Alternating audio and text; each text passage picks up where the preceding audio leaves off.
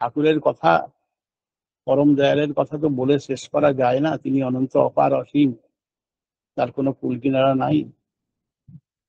তিনিও মাঝে মধ্যে একটা সীমার মধ্যে তিনি চলে আসেন। ঠাকুর একটা বাণীর মধ্যে দিয়ে তিনি বলছেন যে অসীম যখন সসীম হয়ে সীমাতে লয় স্থান, বৃত্তিভেদী টান হলে তুই দেখবি ভগবান।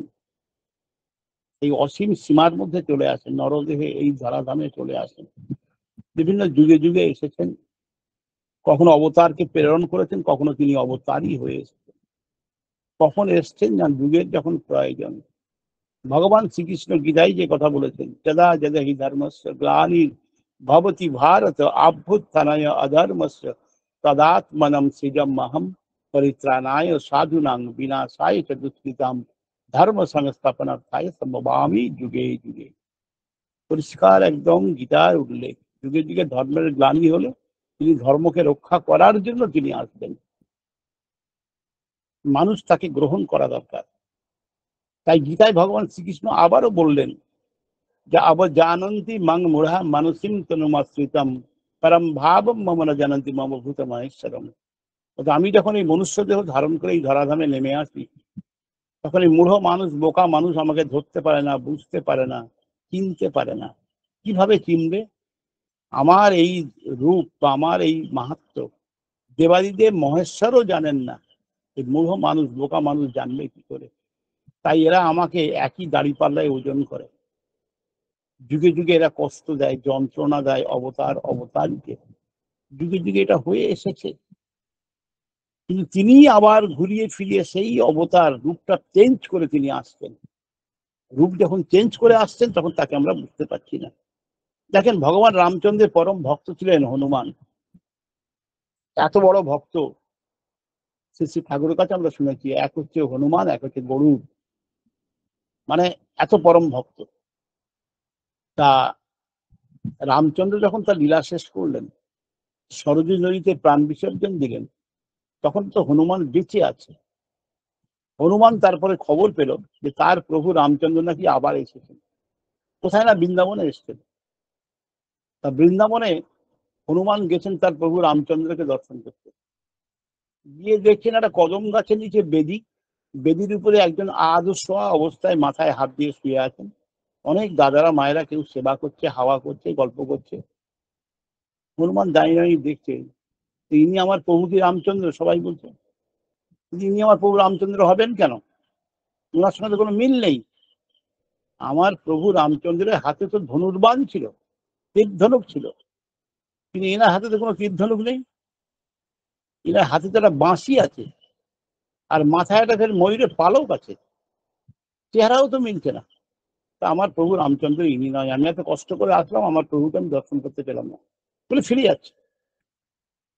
প্রভু বুঝতে পেরেছেন যে হনুমান আমাকে চিনতে পারেনি, বুঝতে পারেনি, রূপটা পাল্টে এসেছি তো সে বুঝতে পারেনি। তা প্রভু তখন হনুমানকে ডাকছেন, হনুমান তুমি ফিরে এসো, হনুমান তুমি ফিরে এসো, বারবার করে ডাকছেন। তখন হনুমান দেখছে তার হৃদয়ের মধ্যে আকুলি বিকুলি করছে, বারবার করে পিছন থেকে কেউ যেন ডাকছে তাকে। বারবার যখন এরকম টান আসছে, তখন হনুমান ফিরে গেল।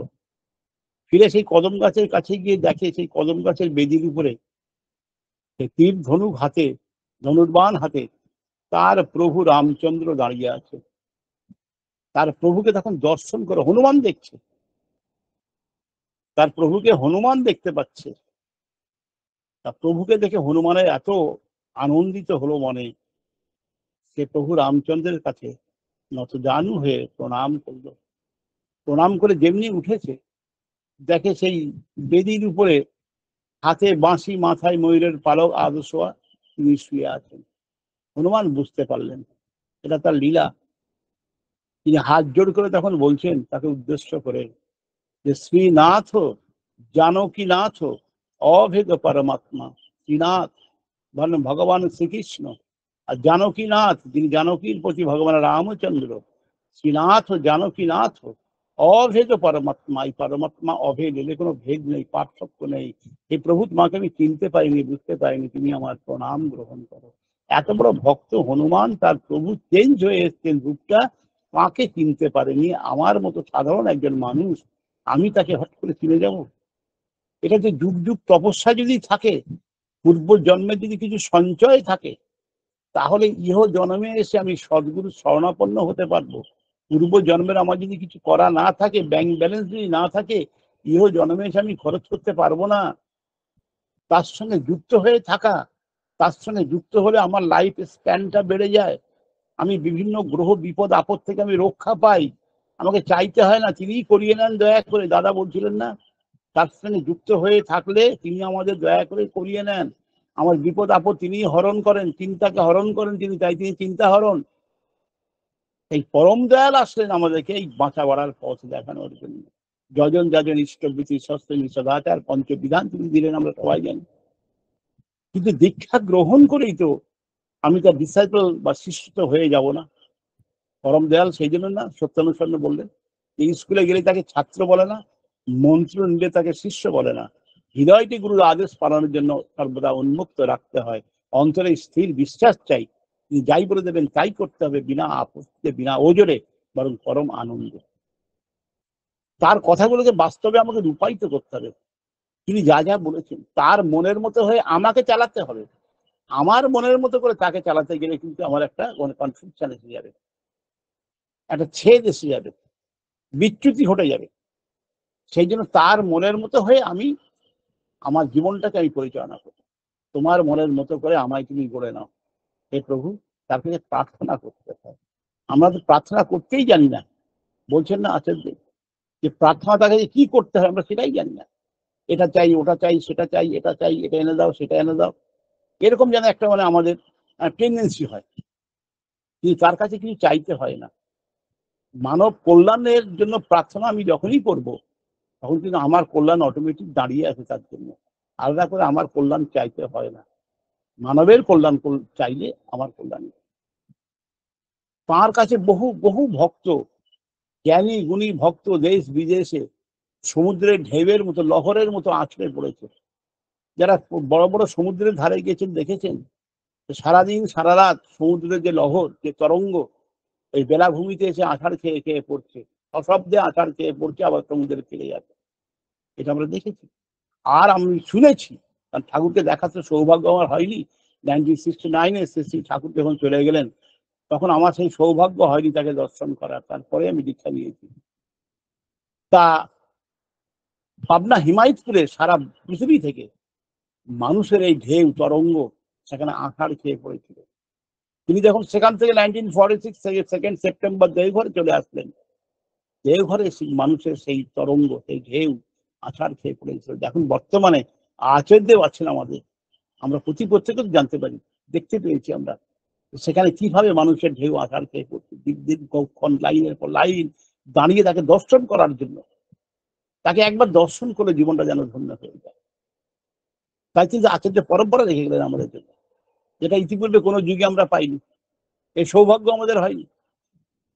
তার শ্রী ঠাকুরের কাছে যেসব ভক্তরা থাকতেন আপনারা জানেন, বড় বড় ভক্ত, আবার অনেক বিভিন্ন কর্মের সঙ্গে যুক্ত ছিলেন, তাদেরকে সেই কর্ম থেকে শ্রী ঠাকুর টেনে তার এই সৎসঙ্গ জগতে নিয়ে আসতেন। কিছুরই মনে কথা আপনারা জানেন, দুর্দর্শ ডাকাত ছিল, তাকে তিনি নিয়ে আসলেন তার কীর্তন দলের প্রথম ঋষি করে। অনন্ত মহারাজ, তার ক্ষেত্রে আমরা জানি, সুশীল বসুদার কথা জানি, পঞ্চানন সরকারদার কথা জানি, কেষ্টদার কথা জানি, কার কথা বলবো। অসংখ্য জ্ঞানী গুণী ভক্ত মানুষ তার চারপাশে থাকতেন। তার শ্রী ঠাকুরের একজন ভক্ত ছিল, তার নাম কাশীশ্বর রায়। কাশীশ্বর রায়দা শ্রী ঠাকুরের সেবা করতেন। 1946-এ শ্রী ঠাকুর যখন দেওঘরে চলে আসলেন, কাশীশ্বর রায়দাও চলে আসলেন ঠাকুরের সঙ্গে। ঠাকুরের শয্যা ঠিক করা, মশারি গুঁজে দেওয়া, ঠাকুরের সেবা শুশ্রূষা, এগুলো কাশীশ্বর রায়দা করতেন। একদিন যখন তিনি রাত্রিবেলা শ্রী ঠাকুর এবার শয়নে যাবেন, মশারিগুলো সুন্দর করে বিছনা নিভাজ করে, বিছনা পরিষ্কার করে তিনি গুঁজে দিচ্ছেন। শ্রী ঠাকুর কাশীশ্বর রায়দাকে বলছেন, এই কাশীশ্বর, তুই যেদিন ওই তপবন স্কুলের যে শিক্ষক ছিলেন, তার একটা অভাবের জন্য তুই 50টা টাকা দিয়েছিলি। এর পিছনে একটা ঘটনা, ছোট্ট একটা ঘটনা আছে। ওই কাশীশ্বর রায়দাই একদিন শ্রী শ্রী ঠাকুরকে বলছেন ওই হিমায়তপুরে, যে ঠাকুর আপনার যে থালাতে যে প্রণামীগুলো ভক্তরা দিয়ে যায়, আমি লক্ষ্য করছি যে প্রণামী থেকে বেশ কিছু প্রণামী মনে হয় চুরি হয়ে যাচ্ছে, কেউ সরিয়ে দিচ্ছে। আপনি যদি অনুমতি দেন তাহলে আপনার প্রণামীগুলো আমি গুছিয়ে রাখতে পারি। শ্রী শ্রী ঠাকুর বলেন, খুব ভালো কথা, প্রণামীগুলো তুই সুন্দর করে গুছিয়ে রাখবি, প্রতিদিনের প্রণামী হিসাব করে গুনবি কত হলো, সেটা খাতায় বা ডায়েরিতে লিখবি, এটা গুছিয়ে তোর কাছেই রাখবি। আর কোনো বিপদগ্রস্ত মানুষ, অভাবগ্রস্ত মানুষ প্রকৃত যদি হয়, তাকে তুই একজনকে তুই 50টা টাকা একদিন দিতে পারিস, 50টা টাকা, তার বেশি নয়। এটা তিনি পারমিশন দিয়েছিলেন। আর মানুষের সঙ্গে কেমন ব্যবহার করতে হবে সেটা তিনি বলে দিয়েছিলেন।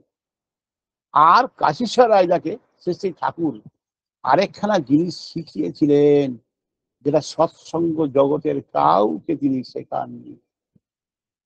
এটা আপনারা হয়তো কেউ জানেন, অনেকে জানেন না। সেটা হচ্ছে মারণ এবং উচাটন বিদ্যা। মানুষকে মেরে ফেলা যায় না, মারণ এবং উচাটন বিদ্যায় কাশীশ্বর রাজাকে শিখিয়ে দিয়েছিলেন। এবং এটাও বলেছিলেন, তোকে যে বিদ্যা শেখালাম এটা কিন্তু অন্য কাউকে আমি দিলাম না, যেখানে সেখানে যদি প্রয়োগ করিস আমি কিন্তু সেই মুহূর্তে তোর বিদ্যা কিন্তু আমি অপহরণ করে নেবো, তোর তো ক্ষতি হবে, চরম ক্ষতি হবে, যে বিদ্যা আমি সেই মুহূর্তে অপহরণ করে নেবো। ওই কাশীশ্বর রায়দা ওইভাবে পয়সা রাখতেন। ওই তপবন স্কুলের মাস্টারমশাই একদিন হঠাৎ অভাবগ্রস্ত অবস্থায় কাশীশ্বর রায়দাকে বললেন, কাশী আমার খুব সমস্যা চলছে, আমাকে যদি একটু সাহায্য করতে পারছি খুব ভালো হতো। ঠাকুর তো পারমিশন দিয়েই রেখেছেন, 50টা টাকা তিনি মাস্টারমশাইকে দিয়ে দিলেন। মাস্টারমশাই কি আনন্দ, নগেন্দ্রনাথ মন্ডল খুব আনন্দ, খুব মনে তার আনন্দ, নিয়ে চলে গেলেন। এইবারে আশ্রমে শ্রী শ্রী ঠাকুরের জন্মোৎসব চলছে, বহু মানুষ, বহু ভক্ত সেখানে গেছেন। কাশীশ্বর রায়দাকে দেখে বেশ কিছু ভক্ত বলে, কাকিদা আসেন আসেন, আপনার মতো ভক্ত মনে আজকে পেয়েছি, আজ আপনাকে প্রাণ ভরে আমরা খাওয়াবো। বলে দোকানে নিয়ে গিয়ে কাশীশ্বর রায়দাকে মিষ্টি, সিঙ্গাড়া, চপ, চা হাবি জাবি খাওয়া। কাশীদা খাচ্ছেন, পাশ দিয়ে নগেনদা যাচ্ছেন। নগেনদা দেখলেন যে অনেক গুরু ভাইদেরকে নিয়ে কাশীশ্বর রায়দা ওই দোকানে চপ, মুড়ি, সিঙ্গাড়া, মিষ্টি এইসব খাচ্ছে। নগেনদা বুঝতে পারলেন না, টুক করে ফট করে রিমার্ক পাস করে দিলেন, ঠাকুরের পয়সা যদি এরকম থাকে ট্যাঁকে না, এরকম অনেক চা, চপ, সিঙ্গাড়া, মিষ্টি, চা লোককে খাওয়ানোও যায়, বিলানোও যায়, নিজেও খাওয়া যায়। এরকম একটা রিমার্ক পাস করে দিলেন নগেনদা। কথাটা কাশীশ্বর রাজার হৃদয়ে গিয়ে যেন তীরের মতো বিদ্ধ হলো। তিনি সবকিছু ভুলে গেলেন। তিনি বলছেন, আমি ঠাকুরের পয়সা রাখি, ঠাকুরের কথার বাইরে আমি একটাও পায়ে চলি না, প্রতিদিনের হিসাব আমি প্রতিদিন রাখি, তার থেকে কোনো মানুষকে আমি একটা পয়সা দিই না। ওই যে 50 টাকা যারা অভাবগ্রস্ত তাকেই দেবার কথা বলেছি, তার বাইরে না। নগেনদাকে তো 50 টাকা দিয়েছিলাম, আর নগেনদা আমাকে এই ধরনের কথা বললো, আমি লোককে খাওয়াচ্ছি, বিলোচ্ছি, ওর ব্যবস্থা করে দেবো। কাশী সারদা তার ঘরে চলে গেলেন, গিয়ে ওই বিদ্যে প্রয়োগ করে দিলেন, মারণ উচ্চাটন বিদ্যা প্রয়োগ করলেন। আর প্রয়োগ করার 2-3 ঘন্টার মধ্যেই দেখা গেল নগেনদা হঠাৎ শরীর অসুস্থতা আরম্ভ করলো, হঠাৎ তার রক্ত বমি, রক্ত পায়খানা আরম্ভ হয়ে গেল, এবং তার খুব মরণাপন্ন অবস্থা। ডাক্তার প্যারিদাকে খবর দেওয়া হলো, প্যারিদা গেলেন, ওষুধপত্র দিচ্ছেন, কোনো কন্ট্রোল হচ্ছে না। বিকাল হয়ে গেছে, তখন নগেনদা মানে একদম শেষাগত অবস্থা। সেই ঠাকুরের কাছে খবর আসলো, সেই ঠাকুর বললেন, ওকে তাড়াতাড়ি আমার কাছে নিয়ে আয়। নগেনদাকে ধরো শুয়ে তার কাছে নিয়ে আসা হলো। প্যারিদা ছিলেন, আরো যে দাদারা ছিলেন ডাক্তারদা, তাদেরকে বললেন কি ওষুধ দিয়েছে, এই ওষুধ দিয়েছে, একটা হোমিওপ্যাথিক ওষুধ বললেন। আর কি বললেন, বলে এগুলোকে অ্যাপ্লাই করো। ঠাকুরের সেই নির্দেশ মতো সেই ওষুধ প্যারিদা প্রয়োগ করলেন। করার পর ধীরে ধীরে ধীরে ধীরে নগেনদা সুস্থ হয়ে উঠলেন। ওই মশারি গোঁজার সময় দেওঘরে শ্রী ঠাকুর ওই কাশীশ্বর রায়দাকে ওইটাই উল্লেখ করলেন, হ্যাঁ রে কাশী, যেদিন তুই 50 টাকা নগেনকে দিলি, সেই নগেনের মুখের কেমন ভাবখানা ছিল রে। না ঠাকুর খুব মনে খুব প্রফুল্ল, খুব আনন্দ নগেনদার, তা তুই হাসি মাখা মুখটা ওই মুহূর্তের জন্য ভুলে গেলি। তোকে একটা কথা বলো, তুই তো সেই দোষের দোষী নয়, তুই টক করে গিয়ে তুই মারণ উচ্চাটন বিদ্যা প্রয়োগ করে দিবি, জীবনটা তো মেরেই ফেলতিস তুই আমার কাছে না নিয়ে আসলে। ঠাকুর আমি বিদ্যাটা প্রয়োগ করে ফেললাম, কিন্তু পর মুহূর্তে আর তুই বিদ্যা কোনো কাজ করলো না, কোনো কাজ তো করবে না। যে কথা আমি বলেছিলাম, যে তুই অপব্যবহার যদি করিস সেই মুহূর্তে আমি বিদ্যা তোর হরণ করে নেবো। তুই এটা ভুলে গেলি, তুই ওই বিদ্যা তুই প্রয়োগ করে দিলি এত খারাপ জিনিসটা। আজ থেকে আর ওই বিদ্যা তুই কোনোদিন জীবনে প্রয়োগ করতে পারবি না, কাউকে তো আমি দিলামই না। শোন নগেন, আমি যখন হিমায়তপুর থেকে দেওঘরে চলে আসলাম 2 সেপ্টেম্বর তোদের সবাইকে নিয়ে, আমি দেওঘরে আসার পর আমি খবর পেয়েছি যে যেসব মানুষগুলোকে আমি ওখানে সেবা দিতাম, যারা শীতের সময় তাদের কম্বল দিতাম, চাদর দিতাম, খাদ্য দিতাম, আমি চলে আসার পরে সেই মানুষগুলো আমার এই বিশ্ববিজ্ঞান কেন্দ্রের যেসব যন্ত্রপাতিগুলো, দামি দামি যন্ত্রপাতি, সেগুলো পর্দার চড়ায় আছাড় মেরে মেরে ভেঙেছে, অনেকে বাড়ি নিয়ে চলে গেছে। আমি কিন্তু এটা একবারও মনে রাখিনি। আমি মনে রেখেছি ওদের এই খাদ্য খাবার সময় ওদের মনের যে প্রফুল্লতা সেটা দেখেছি। আর দেখেছি একবার শীতের সময় অনেক বৃদ্ধ বৃদ্ধা অনেকে এসেছিলেন সেই ঠাকুরের কাছে, এসে বলছেন, ঠাকুর বাবা আমাদের খুব কষ্ট, শীতে খুব কষ্ট, তা আমাদেরকে যদি একটু চাদর একটা করে দিতে পারো তাহলে আমরা একটু শীতের থেকে রক্ষা পেতে পারি। সেই ঠাকুর সঙ্গে সঙ্গে ওই আমাদের ইয়ের আসামের রোহিণী চৌধুরী যা ছিলেন এমপি, সৎসঙ্গের এমপি, একটি মাত্র এমপি, তাকে খবর দিলেন এবং সেই চাদর চক্রপাণী দা যে রোহিণীদাকে বললেন এবং ঠাকুরের কথা মতো 100 খানা চাদর নিয়ে আসলেন। কি চাদর না, এনডি চাদর। এনডি চাদর মানে খুব দামি চাদর আসামের। তখনকার বাজারে একটা এনডি চাদরের দাম 90 থেকে 120 টাকা। ওই 100 টাকা দামের প্রায় চাদর, 100 খানা চাদর, তখনকার বাজারে 100 টাকা মানে বিশাল ব্যাপার। সে চাদর নিয়ে আসলেন। শ্রী ঠাকুরকে যখন ওই 4টে বান্ডিল 25 টাকা করে বান্ডিল ঠাকুরকে নিবেদন করা হলো, ঠাকুর সেই চাদর ওদেরকে দিলেন, প্রত্যেকে একটা একটা করে দিলেন। তাদের মুখে কি প্রফুল্ল, কি আনন্দ মুখ ফুটে উঠলো। শ্রী ঠাকুর সেই কথা বলছেন যে ওদের মুখে সেদিন যে আনন্দ হয়েছিল, যে প্রফুল্লতা ফুটে উঠেছিল, আমি সেইটাই মনে রেখেছিলাম। আমার ওই যে যন্ত্রপাতি ভেঙে টুকরো টুকরো করে তছনছ করে দিয়েছে, এটা আমি মনে রাখিনি, এটা মন থেকে আমি মানে ভুলেই গেছি, ছেড়েই দিয়েছি, আমি মনে রাখিনি।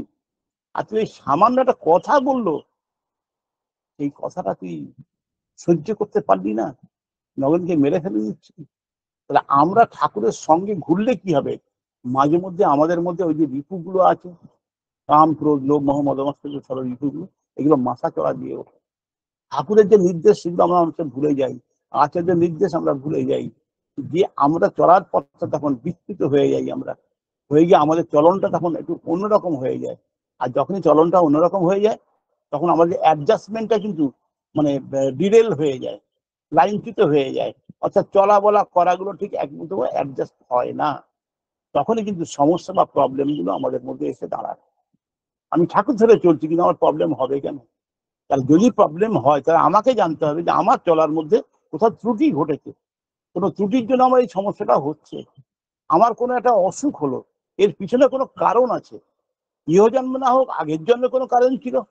তবে এর আগেও তো আমরা দেখেছি যে কোনো কোনো দাদা এসছেন শ্রী আচার্যের শ্রী বর্দার কাছে, তাকে যখন নিবেদন করছেন দেখা যাচ্ছে তিনি পূর্বজন্মের কথা বলে দিচ্ছেন যে পূর্বজন্মে তুমি এই ছিলে, এই বয়সে তোমার এই হয়েছিল, আবার ইহ জন্মে তুমি যখন জন্মগ্রহণ করেছো প্রথম থেকে তোমার লাইফটা ভালোই চলেছে, ঠিক সেই বয়সটা যখন এসছে তখন তোমার শরীরে ওই পূর্বজন্মের যে সময়টা যে রোগে তুমি মারা গিয়েছিলে সেই রোগ তোমার মধ্যে প্রকট হলো এবং তোমার মরণাপন্ন অবস্থা কোনো ডাক্তারের ওষুধে কাজ হবে না। ওই শ্রী বর্দা বলেছেন যে বাড়িতে যদি কোনো জায়গা থাকে একটু ছোট্ট করে ঠাকুরের মন্দির কর, ওই ঠাকুরের মন্দিরেই সে মুক্ত হয়ে গেল। তাহলে কোথায় কোন বিধান দিতে হবে এটা আচার্য পরম্পরা জানে। আর পরম দয়াল চাই তার এই যে আচার্য প্রবাহ, পুরুষোত্তম প্রবাহ তিনি রাখলেন, এটাই আমার জীবনে পরম সম্পদ। তিনি যখন লোকচক্ষুর অন্তরালে চলে যান তখন এই আচার্যকে নিয়ে চলতে হয়। শাস্ত্র বলেছে যে গুরুর অবর্তমানে আচার্য অনুসরণীয়। শ্রী ঠাকুরও তার বাণীর মধ্যে বললেন, ইষ্ট গুরু পুরুষোত্তম প্রতীক গুরু বংশধর, রেত শরীরে সুপ্ত থেকে জ্ঞান্ত তিনি নিরন্তর। পুরুষোত্তম প্রবাহের ধারা চলেছে। শ্রী শ্রী বরদা, শ্রী শ্রী দাদা, শ্রী শ্রী আচার্য দেব, বর্তমান পঞ্চম পুরুষ অবিন বাবু, এই পুরুষোত্তম প্রবাহ আমরা দেখতে পাচ্ছি, তাদের মধ্যে দিয়ে তিনি লীলা করছেন। আমি তখন সবে দীক্ষা গ্রহণ করেছি, একদম 1978 কথা বলছি। দীক্ষা গ্রহণ করে দেওঘরে প্রথম যাচ্ছি, হাওড়া থেকে তুফান এক্সপ্রেস ধরবো। এক দাদার সঙ্গে পরিচয় হলো, দেখুন তার বাড়ি বাসন্তী, বইয়ের দোকান আছে। তা বলেন দাদা চলেন, তার সঙ্গে গেলাম, গিয়ে অশোক আশ্রমে উঠলাম, দেখে প্রচুর দাদারা মায়েরা আশ্রম ভর্তি হয়ে আছে, জায়গা কোথাও পাওয়া যাচ্ছে না। ওই কাঁঠাল গাছ একটা আছে, কাঁঠাল গাছের নিচে গোল মতো করা আছে, জল টল হলে যেন জলটা গড়িয়ে না আসে, সেই গোল মতো জায়গার ভিতরেই একটু জায়গা পেলাম, ওইখানে চাটাইগুলো পেতে দিয়ে ওইখানে দুজনে পড়ালাম। পরের দিন এবার সকালে যথারীতি উঠে ঠাকুর প্রণাম টনাম করে টরে যা করতে হয়, তখন সৎসঙ্গী হয়নি, হ্যাঁ, পরে প্রণাম টাম করে ঠাকুর প্রণাম টাম করে প্রার্থনা করে টরে ঘুরে ঘুরে বেড়ালাম, এখানে ওখানে দেখলাম, খাওয়া দাওয়া করলাম, টিফিন টিফিন এটা সেটা। তারপর হঠাৎ 11:30 11:40 নাগাদ খেয়াল পড়ছে, আমি হরিবর তার নাম, আমি হরিবরদা, তা ওই শ্রী বর্দাকে একটু দেখা যাবে না? বলে হ্যাঁ দেখা যাবে, চলুন যাই। কোথায়? বলে বর্দার বাড়ি আছে, ওখানে চলুন যাই। তা আমি আর হরিবরদা দুজনে গেলাম, তখন অনেকটা বেড়া হয়েছে। গিয়ে কাঁঠাল গাছে গায়ে দাঁড়ালাম শ্রী বর্দাকে দেখা করার জন্য। তা যারা প্রহরী আছেন গেটে, বলছে আপনারা এখানে ওয়েট করছেন কেন? কারণ শ্রী বর্দার সঙ্গে একটু আমরা দর্শন করবো। বলে এখন দর্শন হবে না, উনি এখন স্নানে যাচ্ছেন, এখন দর্শন হবে না, এখন চলে যান আনন্দবাজার করে আরামসে ঘুমান, এই বিকালবেলা যখন প্রার্থনার আগে উনি যাবেন তখন দর্শন হয়ে যাবে, এখন দর্শন হবে না। কিন্তু আমি তখন মনে করি প্রথম দীক্ষা তো, আমি বলি তিনি নাকি অন্তর্যামী ভগবান, তা তিনি যদি অন্তর্যামী ভগবান হন তাহলে তিনি আমার মনের কথা বুঝতে পারছেন, আমি তাকে দেখা করার জন্য এসেছি। তখন তো দীক্ষা বললাম না, সবে সেমিনারি দীক্ষা নিয়ে 6-7 মাসের মধ্যে দেওঘরে গেছি, তখন এত ধারণা হয়নি, তাকে পরীক্ষা করছি। হ্যাঁ, আমি দাঁড়িয়ে আছি কাঁঠাল গাছের কাছে, আমি হরিবলদা আরো কয়েকটা মাও দাঁড়িয়ে আছে। ওই প্রহরী সাহেব বলছেন যে আপনার কেন অপেক্ষা করছেন, চলে যান, আনন্দবাজার খোলা হয়েছে, আনন্দবাজারে খেয়ে দিয়ে রেস্ট নেন। তোমার দাঁড়িয়ে আছি, মিনিট 10-15 পরে ভিতর থেকে একজন দাদা বার হয়ে আসলেন, এসে দরজাটার কাছে দাঁড়িয়ে বলছেন বাইরে যারা আছেন দর্শনের জন্য আপনারা ভিতরে যান, সেই বর্দা ভিতরে যেতে বলেছে। আমার মনটা তো তখন মানে পরিপূর্ণ হয়ে গেল, আমি মনে যেটা ইচ্ছা করলাম সেটাই কি ঠিক, উনি স্নানে যাচ্ছেন, কারোর সঙ্গে দেখা করবেনই না, প্রহরী বলতে হবেই না দেখা, সেই বিকালে আগে দেখা হবে না, অথচ তিনি দেখে দিলেন। চলে গেলাম ভিতরে, গিয়ে দেখি চৌকির উপরে উনি বসে আছেন, নন্দনীলা গায়ে চেনটেন লাগিয়ে দিয়েছিলেন, জল টল সব রাখা আছে, উনি এবার স্নান করতেন। আমরা ওই সামনে থেকে গিয়ে তাড়াতাড়ি ওখানে প্রণামটা করলাম, হাত জড়ো করে, চোখ থেকে ঝরঝর করে জল বার হতে আরম্ভ করলো। ওই প্রথম শ্রী বর্দার দর্শন আমার, দেহ মন যেন একটা পবিত্র জায়গায় চলে গেল। তারা কিন্তু মনের কথা আমাদের বোঝেন, আমার এই ছোট্ট একটা এক্সাম্পল, প্রথম জীবনের এক্সাম্পল, এটা আমার জীবনের মধ্যে একটা বড় প্রভাব বিস্তার করলো। আর প্রভাব বিস্তার করলো যে তিনি আমার সঙ্গে থাকেন, তিনি আমাকে দিয়ে অসাধ্য সাধনও তিনি দয়া করে করিয়ে নেন। আমি যখন রহরা রামকৃষ্ণ মিশনে পড়াশোনা করতাম, রহরা রামকৃষ্ণ মিশনের যে মানে মহারাজ ছিলেন সেই সময়, হ্যাঁ, রমানন্দ মহারাজ, অনেক আগের কথা বলছি, তা সেখানে খাওয়া দাওয়ার তো কোনো রেস্ট্রিকশন নেই, মাছ মাংস সবকিছু চলতো। আমি কিন্তু যেহেতু নিরামিষ খেতাম, আলাদা কড়া টড়া কিনে দিয়েছিলাম, আমি ওই যে ব্রাহ্মণ রান্না করতে, উড়িয়া ঈশ্বর ব্রাহ্মণ, সে আমাকে ওইভাবে আলাদা করে করে দিত, আমি সেইভাবে খেতাম। একদিন কথা প্রসঙ্গে মহারাজজি খাচ্ছেন আমাদের সঙ্গে, মুরগির ঠ্যাং ঠ্যাং বা মাংস টাংস দিয়ে খাচ্ছেন, মাছ টাছ খাচ্ছেন, উনি খাচ্ছেন, আমি যেহেতু খাচ্ছি না, বলছি তুমি খাও না কেন? আমি না, আমার ভালো লাগে না খেলে, আমার ভমিটিং টেন্ডেন্সি হয়। তা বন্ধু বান্ধবরা বলছেন না, পান্ডেদা হচ্ছে ওই অনুকূল ঠাকুরের শিষ্য, ওই জন্য খায় না। তো আমাকে বলে এত বড় কোর্স তুমি কমপ্লিট করবে, এই মানে আমিষ না খেলে তোমার শরীর টিকবে কেন? অনেকে কোর্স ছেড়ে চলে যায়, তুমি পারবে না। আর আমি আশীর্বাদ নিয়ে এসেছি শ্রী শ্রী বর্দার কাছ থেকে, তিনি আমাকে বলেছেন আমি নিরামিষ খেয়ে ওই ফ্যান আলু সেদ্ধ ভাত খেয়ে আমি জীবন কাটিয়ে দেবো, এখানে কিচ্ছু হবে না আমার। তারপরে উনি আমাকে একটা বড় দায়িত্ব দিলেন। দায়িত্ব মানে কি, আমাকে ডেকে একদিন ফট করে বললেন, এই ঠাকুর অনুকূল চন্দ্র তুমি যে বলো, উনি ঠাকুর কেন? তখন তো আইডিয়া নেই, বললাম প্রথম দীক্ষা, যাদের কাছে ভক্তদের কাছে যেটুকু শুনতে পেয়েছিলাম সেটুকু নাকি আমি বললাম, যে ঠক্কর দিয়ে পথ চেনান তাই তিনি ঠাকুর। অবতার কেন? আমি উনি অবতরণ করেন, গোলক বিহারী হরি অবতরণ করেন, জীবেরই উদ্ধার লাগি নন্দসূত হরি, ভুবনে প্রকাশ হন গুরু রূপ ধরি, তিনি নেমে আসেন তাই তিনি অবতার, অবতরণ করেন তাই তিনি অবতার। তা উনি অবতার, তার কোনো প্রমাণ আছে? তুমি আমাকে প্রমাণ দেখাতে পারো? এমনি আমি বলে ফেললাম হ্যাঁ আছে। দেখাতে পারবে? আমার কাছে এই মুহূর্তে নেই, আমাকে সংগ্রহ করতে হবে। তখন তো এই ফোন টোনের ব্যাপার ছিল না, পোস্ট কার্ডের ব্যাপার। রহরা পোস্ট অফিস থেকে দুটো পোস্ট কার্ড নিয়ে একটা রিপ্লাই কার্ড দিয়ে শ্রী বর্দার কাছে পাঠিয়ে দিলাম। সেখান থেকে রিপ্লাই আসলো, আমার রিপ্লাই কার্ডে পরম শ্রদ্ধা আতেপেন্দ্র দাস চিঠি লিখলেন, ওখান থেকে বর্দার যা নির্দেশ সেইভাবে আর একটা অ্যাড্রেস দিয়ে দিলেন, প্রফেসর দিলীপ চক্রবর্তী 186 শ্রীপল্লী আসানসোল বর্ধমান, তার একটা অ্যাড্রেস দিয়ে বললেন যে ঠাকুরের প্রামাণ্য সমস্ত গ্রন্থ বা প্রমাণ ওগুলো তার কাছে আছে, আপনি ইমিডিয়েট তার সঙ্গে যোগাযোগ করে এগুলো সব আনিয়ে নেন। আর যদি মনে করেন কখনো যে আপনার প্রয়োজন আছে তাকে, তাহলে তার সঙ্গে যোগাযোগ করবেন, তিনি আপনাকে বিজনেস হেল্প করে দেবেন। এবং কি হলো শ্রী বর্দা এটা জানাতে বলেছে। আমি চিঠি পেয়ে আবার সঙ্গে সঙ্গে ওই প্রফেসর দিলীপ চক্রবর্তী তাকে চিঠি লিখলাম। লেখার পরে উনি আমাকে তথ্য প্রমাণগুলো দিলেন। এখানে কৃষ্ণ সিংহের মহাভারত, ভাগবত থেকে আরম্ভ করে রামকৃষ্ণ কথামৃত থেকে আরম্ভ করে কিন্তু বাদ নেই, অনেকগুলো ডকুমেন্টস দিয়ে উনি আমাকে দিলেন। আমি যখন আলোচনা করতে আরম্ভ করলাম মহারাজজির সঙ্গে আমাকে ডেকে পাঠালেন। তখন বয়স অল্প, কি আর বুদ্ধি, আর তিনি একটা ভাস্ট লার্নেড ম্যান, আর আমি একটা ক্ষুদ্র একটা ছাত্র। তিনি হচ্ছে এমএসসি পিএইচডি ম্যাথে ফার্স্ট ক্লাস, মুর্শিদাবাদের সারগাছিতে বাড়ি, জমিদার বংশের একমাত্র সন্তান, তিনি মহারাজ হয়ে গেছেন রামকৃষ্ণ মিশনে। তার মধ্যে এত বড় ব্যক্তিত্বের সঙ্গে আমার মধ্যে একটা ক্ষুদ্র একটা ছাত্র, ছোট্ট একটা ছেলে, আমি তার সঙ্গে ঠাকুরের কথা বলছি, আমি তো নিয়ে যাই না, পরম দয়াল কি বলাচ্ছেন কি করছেন আমি জানি না। সব আলোচনাগুলো যখন হচ্ছে পর আমি কি বলছি তেমন ভাবে বলছি আমি নিজে বলতে পারি না। যখন রামকৃষ্ণ কথামৃতের কথা যখন বলতে আরম্ভ করলাম, উনি যখন বলেন না ঠাকুর রামকৃষ্ণ বলেননি, আমি হ্যাঁ উনি বলেছেন চতুর্থ খণ্ডের মধ্যে, দেখুন পেজ নাম্বার বলে দিলাম। আমি দেখুন এক সাধুর আলোয়ান দেখে আমার আলোয়ান পড়া বাসনা জাগলো, জানি কিনা সমস্ত কামনা বাসনা এখনো যায়নি, জীবনের প্রয়োজনে আমায় আবার আসতে হবে, তাই পার্থদের সমস্ত জ্ঞান দিচ্ছি না, সমস্ত জ্ঞান যদি তোমাদের কাছে দিই তোমরা আমার কাছে আসবে কেন, তিনি তো বলেছেন। দেখুন উনি বার করলেন রামকৃষ্ণ কথামৃত খুঁজে, কোন সালে কবে পাবলিকেশন হয়েছে, কোন পাবলিশার, সব বলে দিলাম।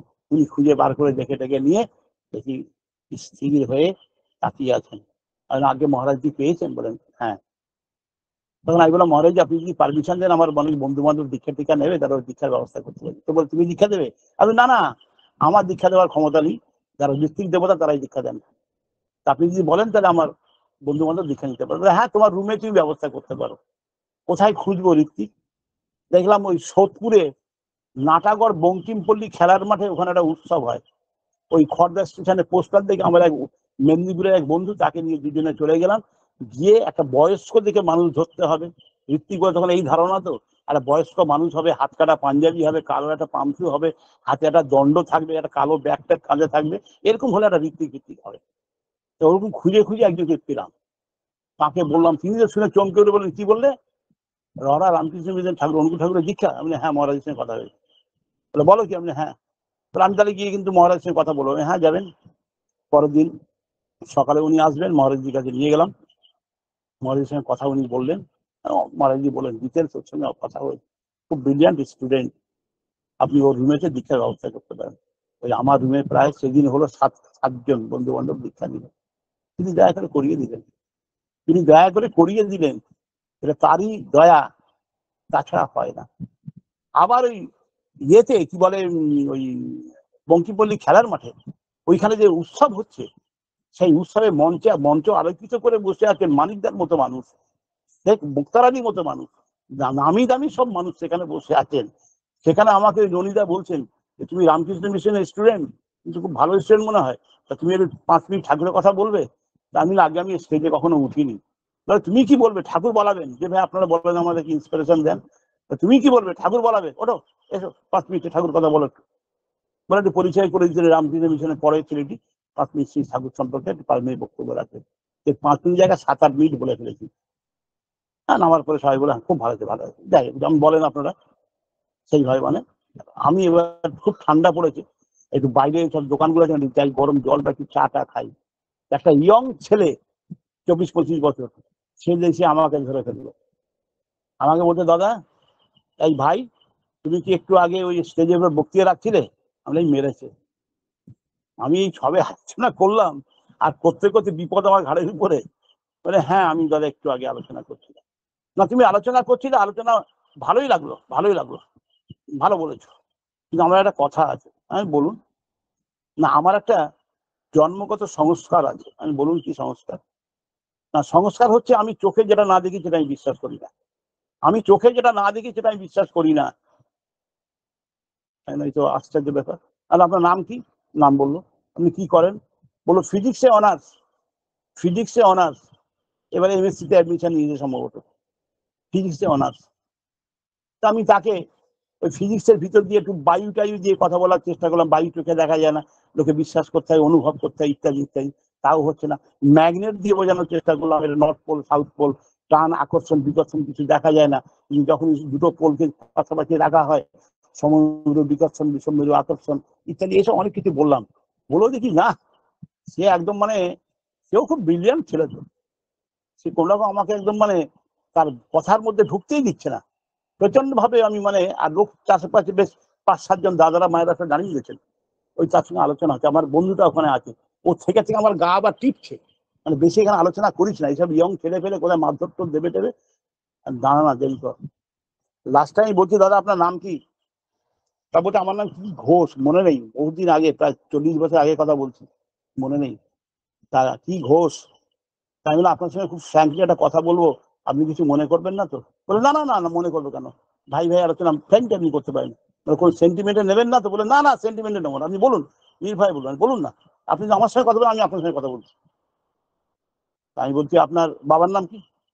বলে আমার বাবার নাম কি একটা ঘোষ বলে। আচ্ছা আমি যদি বলি আপনার বাবার নাম অমুক ঘোষ নয়, আপনি এটা মানবেন? বলে কেন মানবো আমি? আমার বাবার নাম আমি জানবো না, আপনি জানবেন? না না, আমি জানবো না। আপনি আপনার বাবার নামটা জানলেন কিভাবে? বলে কেন, আমার বাবা, আমার মা বলেছেন। আমার তো প্রশ্ন হয় এইখানটায়, পিতা যে আমাকে জন্ম দিয়েছে আমি কি জানি? আমি জানি না।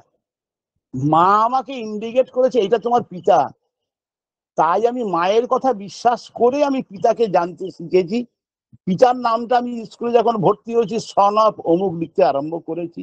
এটা আমি আর ভুলে যাইনি, সারা জীবন আর ভুলবো না যে আমার পিতা অমুক। কিন্তু নিজের চোখে আমি পিতাকে জন্মদাতা রূপে আমি কিন্তু দেখিনি। মায়ের কথায় একদিন বিশ্বাস করে আমি পিতাকে চিনতে শিখেছি। তাহলে আপনি যে বললেন চোখে না দেখলে আমি বিশ্বাস করি না, বাবাকে আপনি তাহলে বিশ্বাস করলেন কি করে মায়ের কথায়? মায়ের কথা একদিন তো বিশ্বাস করতে হলো। তখন সেই ভাইটি এবার দুমড়ে গেছে, গিয়ে বলছে দাদা আজ পর্যন্ত জীবনে কোথাও আমি কিন্তু হারিনি, কিন্তু আপনার এই কথার আজ কোনো আমি উত্তর দিতে পারলাম না দাদা, আমি হার স্বীকার করলাম আপনার কাছে। তো আমি বললাম, আমি কি বলতে পেরেছি? পরম দয়াল হয়তো বলিয়ে দিয়েছেন, তাই হয়তো সেই যাত্রা আমি উদ্ধার পেয়ে গেলাম। তাই পরম দয়ালকে জীবনে গ্রহণ করে যদি আমরা চলতে পারি প্রত্যেকে, তাহলে তিনি কিন্তু অসাধ্য সাধন আমাদের মধ্য দিয়ে তিনি করিয়ে নেন অনেক ক্ষেত্রে। আমি এখানে যে স্কুলে ছিলাম, সোমনগর হায়ার সেকেন্ডারি স্কুলে সায়েন্সের টিচার ছিলাম, 1977-এ ঢুকেছি সোমনগর হায়ার সেকেন্ডারিতে সায়েন্সের টিচার, বায়ো সায়েন্সের টিচার। এবং এখান থেকে 2015-তে রিটায়ার করলাম, অ্যাজ এ HM হয়ে এখানে রিটায়ার করলাম 2015। এটা গোসাবার মধ্যেই স্কুলটা। তাই এই দীর্ঘদিন তাকে নিয়ে চলার মধ্য দিয়ে বহু দাদাদের, মায়েদের, ছাত্র ছাত্রী, গার্জিয়ান সবার সঙ্গে একটা পরিচিতির জগৎ একটা গড়ে উঠেছে। এবং সেই জগতের মধ্য দিয়ে পরম পিতাকে কিভাবে আমি প্লেস করতে পারি, এটাই হচ্ছে আমার বড় জিনিস। একদিন স্কুলে গ্র্যান্ড ফিস্ট হচ্ছে, HM থেকে আরম্ভ করে বহু স্টাফ, তখন আমি HM হইনি, তখন অ্যাসিস্ট্যান্ট হেডমাস্টার, আরো HM বা অন্যান্য যারা স্টাফ, অনেক স্টাফ, বড় স্কুল তো, তা সব খাওয়া হচ্ছে। আমি তো মানে আলাদা করে বসেছি, আমার জন্য আলু ভাজা ডাল আছে আর দই মিষ্টি ইত্যাদি ইত্যাদি আছে, আমি একধারে বসে খাচ্ছি। তখন আমার HM দিদি, উনি মেদিনীপুরে বাড়ি, নামটা বলবো না, জানা, উনি হঠাৎ বলছেন, আরে পান্ডে বাবু আপনি তো ধর্মকর্ম করেন, অনুকূল ঠাকুর নিয়ে চলেন, শাস্ত্র ফাস্ত্র জানেন? আগে না, শাস্ত্র আমি কি করে জানবো? শাস্ত্রে কি বলেছে জানেন? আমি বলেন। বলে শাস্ত্রে বলেছে ঘ্রাণে অর্ধ ভোজন। তাহলে আমরা এখানে মাংস মাছ খাচ্ছি, আপনি পাশে বসে ওই যে খাচ্ছেন, আপনার নাকে তো ঘ্রাণ ঢুকছে, মাংসের ঘ্রাণ ঢুকছে, মাছের ঘ্রাণ ঢুকছে, তাহলে তো অর্ধেক ভোজন আপনারও হয়ে যাচ্ছে। তখন অন্যান্য যে স্টাফ বলছে পান্ডেবাবুকে খুব টাইট দেওয়া দিয়েছে HM এবারে, কি পান্ডেবাবু? তখন আমি সঙ্গে দেখেন, মানে আমি জানি না, তিনি মানে বলান সম্ভবত, তিনি প্রেরণা দেন, তিনি আমাদেরকে যোগানগুলো দেন, যেমন ভাবে কাপড়ের সাপ্লাই ভগবান শ্রীকৃষ্ণ দ্রৌপদীকে দিয়েছেন। মনে হয় অনেক দাদারা মায়েদের জীবনে এই অভিজ্ঞতা হয়তো আছে। তো হট করে আমি যখন বলছি যে স্যার ঘ্রাণে অর্ধভোজন শাস্ত্রে লেখা আছে, ব্র্যাকেটে কি কিছু লেখা আছে নাকি খাদ্য বলে? ঘ্রাণ নাকে ঢুকলেই অর্ধভোজন হয়ে যাবে। তা আপনি যখন খেয়াঘাট থেকে স্কুলে আসেন নদীর পাড় দিয়ে, নদীর পাড়েতে দেখবেন ভাটার সময় অনেক মৃত পচা গবাদি পশু এসে আটকে আছে, দুর্গন্ধ, উপর দিয়ে হাঁটা যায় না, রুমালটা বার করে নাকে চেপে হাঁটে আসতে হয়। তাহলে ওই যে পচা গন্ধটা আপনার নাকে ঢুকলো, গরু বা কুকুর মরে পড়ে আছে, সেটা গন্ধ যখন নাকে আপনার ঢুকলো, তাহলে অর্ধেক আপনি গরু বা কুকুর খেয়ে নিলেন তো। তখনই মাস্টারমশাই বলছেন, দেখেছেন জানাবাবু কি অ্যান্সারটা দিল? তাহলে ঘ্রাণে যদি অর্ধ ভোজন হয়, তাহলে ওই ঘ্রাণ যখন নাকে ঢুকছে আপনার, তাহলে তো অর্ধেক খাওয়া হয়ে যাচ্ছে। কেন লেখা আছে নাকি শাস্ত্রে ঘ্রাণে অর্ধ ভোজন ব্র্যাকেটে খাদ্য? তখন বলছে, আপনাদের অনুকূল ঠাকুরের মনে হয় ক্লাস হয় না। আমি কেন? বলে, আপনি এই টপ করে কেন অ্যান্সার দিয়ে দিলেন, যে অ্যান্সারের কোনো উত্তর নেই, অ্যান্সার আপনি এইভাবে বললেন বলে অ্যান্সার দিলাম। তা পরম পিতা এইভাবে কিন্তু যোগান দেন। আর আচার্যদেরকে আমাদের কিন্তু সেই পথেই নিয়ে চলেছেন, ঠাকুরের নির্দেশিত পথে আমাদের জীবন চরিকে তিনি কিন্তু নিয়ে চলেছেন। তাকে ধরে চলার মধ্য দিয়ে আমার জীবন সার্থকতায় পরিপূর্ণ হয়ে উঠবে।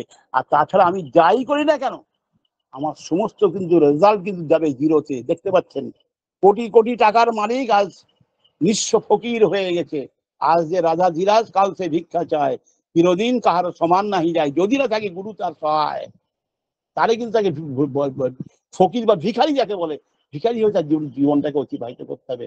শেষ কথা বলি, ও মন ঘুরলে ভুবন পাবি নেছে ধন, জ্ঞান নয়ন না ফুটলে পরে, বাহিরেতে যায় না দেখা তারে যুগ যুগান্তরে, নাভির গন্ধে আকুল প্রাণ, পাই কি মৃগ সে সন্ধান, হবি আছে গাভীর দেহে, গাভী কি তা জানতে পারে, ও তো ডাইনে বাঁয়ে আগে পিছে, সে তো তোর সঙ্গেই আছে, দেখবি কাছে নয় কো দূরে, ওই গুরুর কৃপা হলে পরে। কৃপা মানে করে পাওয়া, না করে যে পেতে চায়, দুঃখ তার কিছু ধায়। পরম পিতার আতুল চরণে আপনাদের প্রতি প্রত্যেকের সর্বাঙ্গীন মঙ্গল, ইষ্টময় জীবন প্রার্থনা করি। আপনারা সবাই ভালো থাকুন, খুব ভালো থাকুন, সুস্থ থাকুন। পরম পিতাকে নিয়ে আমরা সবাই যেন এই অনলাইন অফলাইনের মধ্য দিয়ে জীবন বর্ধনার পথে এগিয়ে যেতে পারি। এর পরিপ্রেক্ষিতে একদিন সারা বিশ্বে, অবিনবাবু যে বলছেন, সারা বিশ্বে একদিন দেখবেন কোনায় কোনায় ধ্বনিত হয়ে উঠবে, বন্দে পুরুষোত্তমম, বন্দে পুরুষোত্তমম, বন্দে পুরুষোত্তমম। সবাইকে আমার আনন্দের জয়গুরু।